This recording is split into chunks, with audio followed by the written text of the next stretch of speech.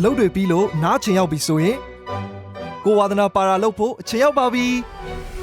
အားလုံးကြိုက်တဲ့ဒီထက် True ကွန်ရက်နဲ့တိုးချဲတဲ့အခါရင်ထက်မြန်တာအသေးကြပဲ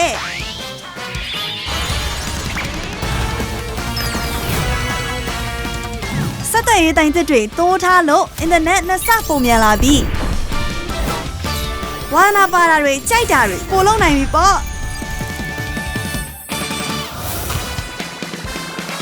စိတ်ကြိုက် game ဆော့မလားစိတ်ကြိုက်ခီးသွားမလားစိတ်ကြိုက် live လွှင့်မလားစိတ်ကြိုက်ရုပ်ရှင်ကြည့်မလားစိတ်ကြိုက်ဘာပဲလုပ်လို့အင်တာနက်နဲ့ဖုန်းခေါ်တာကအရင်ထက်နှစ်ဆပုံမြန်ပိုကြည့်နေမှာနော်နီးစပ်ရာကိုယ်စားလှယ်ဆိုင်တွေမှာ SIM ကတ်အလွယ်တကူဝယ်ယူနိုင်ပြီနော်